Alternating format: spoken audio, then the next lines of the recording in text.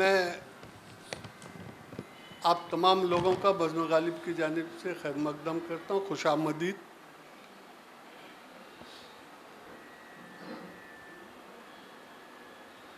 हस्ब ऐलान गज़ल सिंगर अतुल बेले साहब गुलकार आपके सामने गालिब की गज़लियात पेश करेंगे। कबल इसके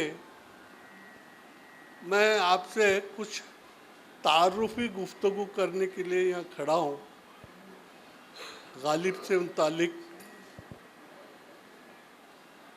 मिर्ज़ा असदुल्ला खां गालिब, असदुल्ला खां गालिब तखल्लुस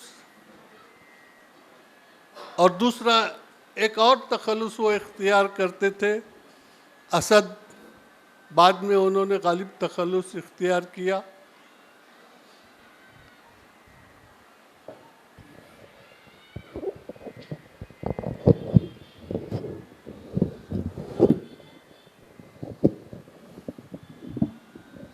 आपका लक़ब मिर्ज़ा नौशा, वो बड़े खुशपोश थे, हमेशा सज धज के रहते थे, इसलिए उनका लक़ब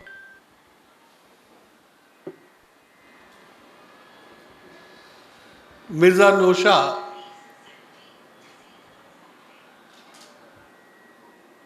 नजमुद्दौला, दबीरुल मुल्क, निज़ाम जंग, खान बहादुर, ये आपके खिताबात थे। मुख्तसरन तारुफ करा रहा हूँ सावाना खाकी। ये आगरा में पैदा हुए, कमसिनी में वालिद का इंतकाल हुआ, चचा की सरपरस्ती में पले बड़े।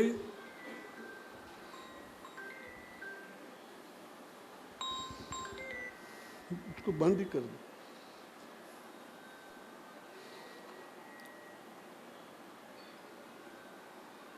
फ़खरुद्दौला इलाही बख्श की दुख्तर उमराव से आपकी शादी हुई। 50 साल दिल्ली में रहे मगर घर नहीं बनाया। 7 नरीना औलादें हुई, एक भी जिंदा नहीं रही। बीवी के भांजे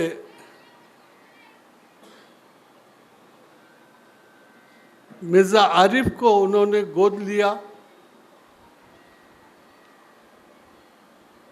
मिर्ज़ा गालिब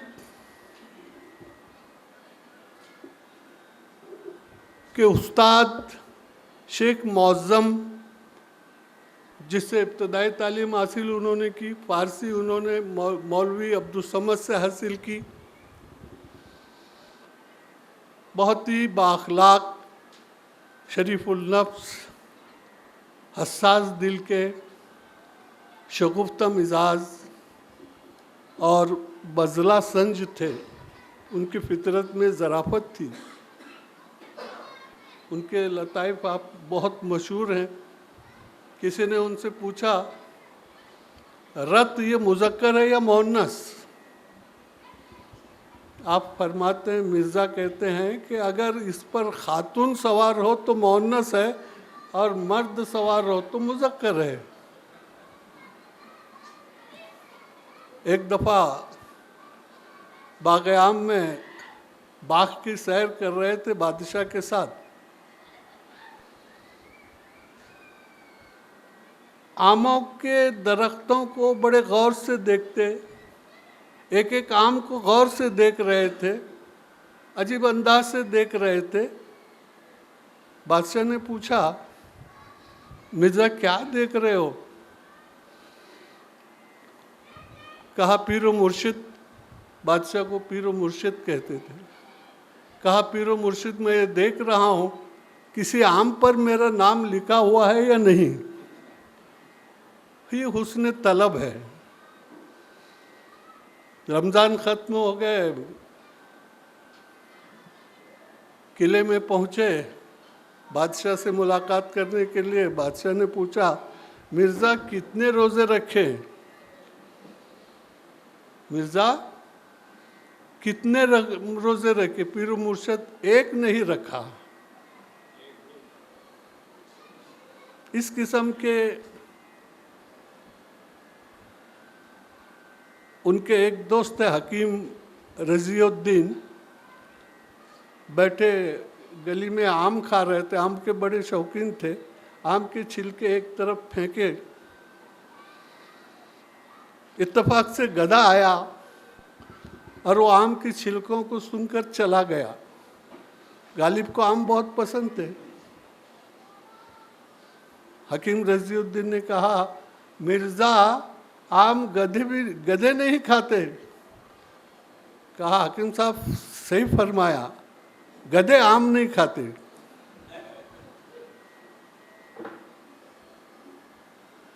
मुफ्ती सदरुद्दीन दिल्ली आए मुलाकात के लिए मिर्ज़ा से और पूछा, मिर्ज़ा दिल्ली में गधे बहुत हैं। मिर्ज़ा ने कहा, मुफ्ती साहब बाहर से आते हैं। इस तरह का रमज़ान का ज़माना था। वो अपने महल सरा के ऊपरी हिस्से में एक कोठरी, एक छोटा सा कमरा था, वहाँ अक्सर वो बैठते थे। वहीं खुर्दनोश, वहीं चौसर भी चलती थी। मिर्ज़ा मौलाना अज़ुरदाद तशरीफ़ लाया और उन्होंने कहा कि मौलाना सुना था कि रमज़ान में शैतान कैद होता है। वहाँ मिर्ज़ा साहब रोज़े के ज़माने में खुर्दनोश में मशगूल थे और चौसर खेल रहे थे। तो कहा, मिर्ज़ा मैंने सुना था कि रमज़ान में शैतान कैद किया जाता है। मिर्ज़ा कहते हैं, बिल्कुल सही समाअत फरमाया, आपने बिल्कुल सही कहा। यही वो कोठरी है जहाँ शैतान कैद किया जाता है। बहरहाल गालिब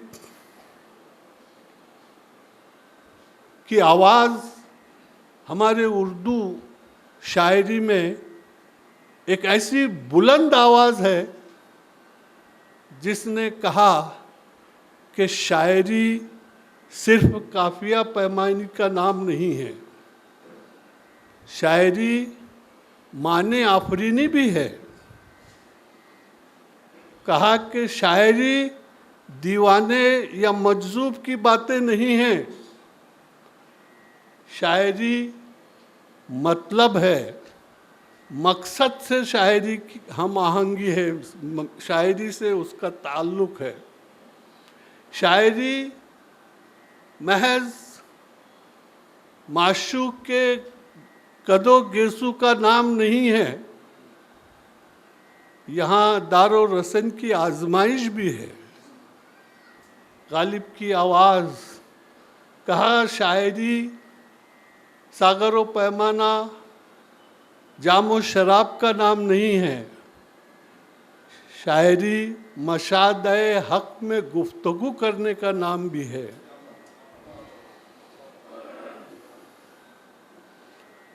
गालिब की अज़मत और गालिब की इनफरादियत के दो पहलू हैं।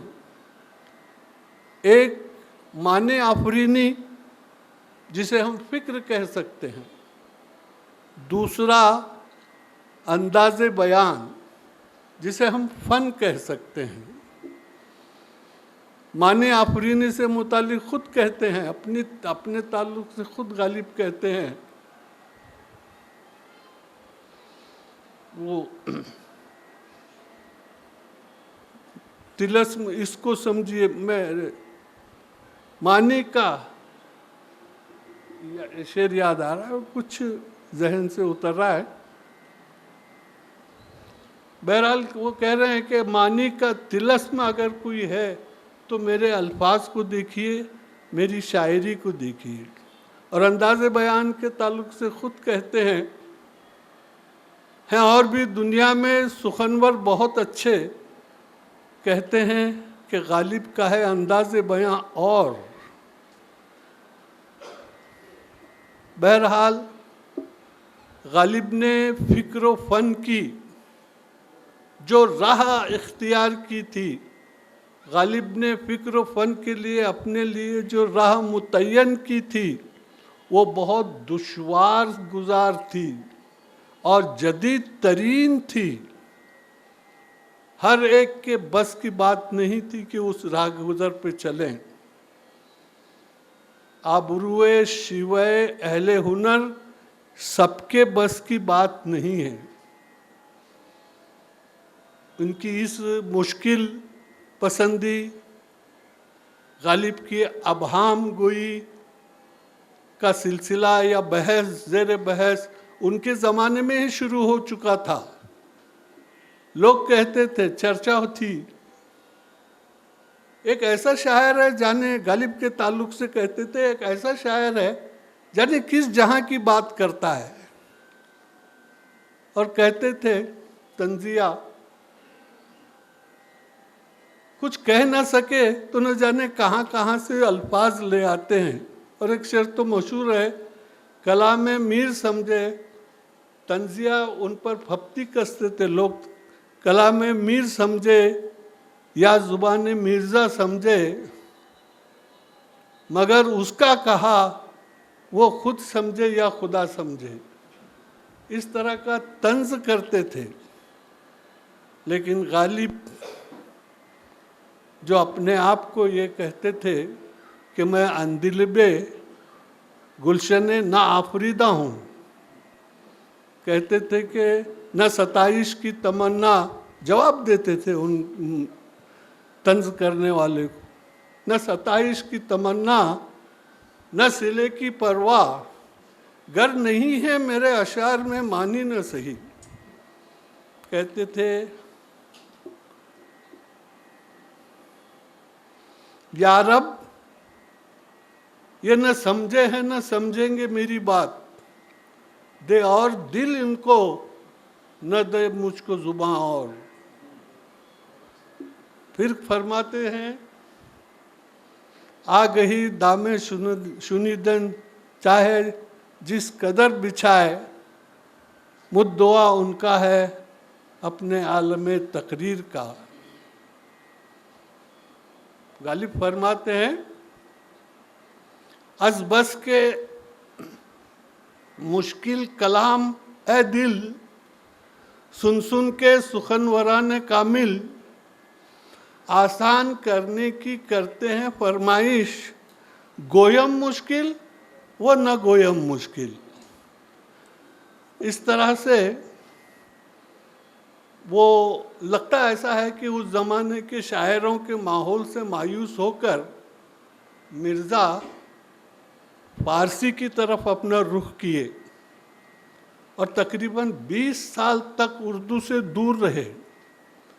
यही वजह है कि कलाम गालिब उर्दू में सिर्फ 1800 अशार हैं, जबकि फ़ारसी में 10,000 तक के अशार हैं। और उनको अपनी फ़ारसी शायरी पर बड़ा फ़ख्र था। कहते थे, फ़ारसी बी ताब बीनी नक्श हाय रंग रंग, मेरे फ़ारसी कलाम को देखो, अगर आपको रंग रंग के मज़ामीन चाहिए तो फ़ारसी बी ताब बीनी नक्श हाय रंग रंग, मजमुए उर्दू अज मजमुए उर्दू दर गुज़र अज मजमुए उर्दू के बेरंगे मनस्त। ये मेरी शायरी का बेरंग मजमुआ है, उर्दू का कलाम। लेकिन हालात देखिए, जिस कलाम को वो बेरंग कह रहे हैं, वही कलाम गालिब को गालिब बनाया। और उसी कलाम ने दुनिया के 8 अजीम शख्सियतों में उनका नाम है। और यही उर्दू कलाम दुनिया की 7 बड़ी ज़ुबानों में तर्जुमा हुआ है। इसी दीवान गालिब का अलीगढ़ में संस्कृत में भी तर्जुमा हुआ है। नूरुल हसन हाशमी ने इसका अवधी में तर्जुमा किया है। गालिब जितने भी रियासती ज़ुबानें हैं, हर रियासती ज़ुबान में कलाम गालिब का तर्जुमा है। सब में ज़्यादा पढ़ी जाने वाली और फरोख्त होने वाली किताब दीवाने गालिब है। 100 से ज़्यादा शरह लिखी गई हैं कलाम गालिब पर। किसी शायर के कलाम पर इतनी शरह नहीं लिखी गई।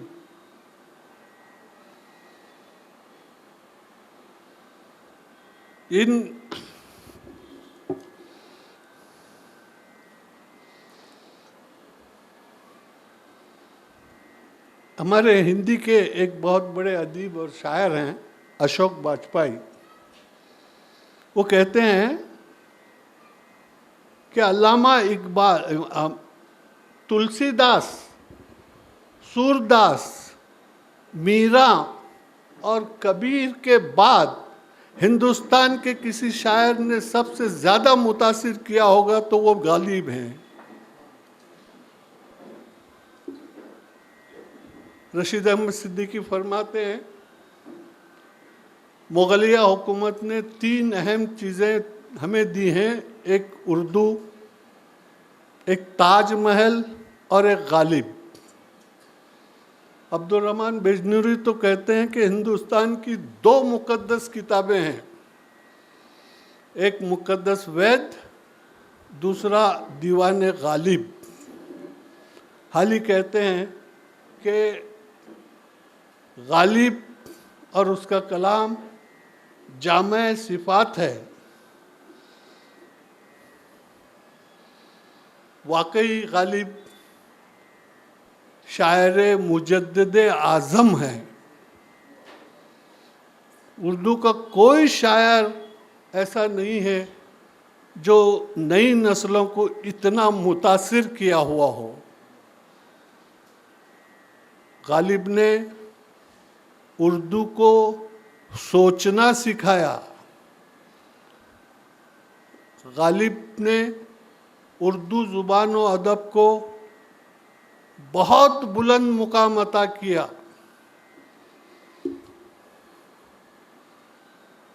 आज तकरीबन 300 साल के बाद भी गालिब हमारे अंदर ज़िंदा हैं। उनकी तबई उम्र सिर्फ 73 साल की थी, लेकिन उनकी तख्लीकी उम्र आज तक है, न जाने कब तक रहेगी। खुद उन्हें एहसास था अपने शेर का।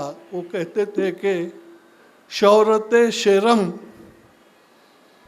बाद मन ख्वाहत शुदन, मेरे शेरों की शोहरत मेरे मरने के बाद होगी। बहरहाल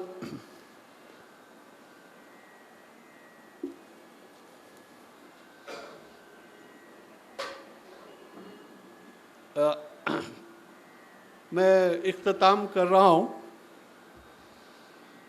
ज़हूरी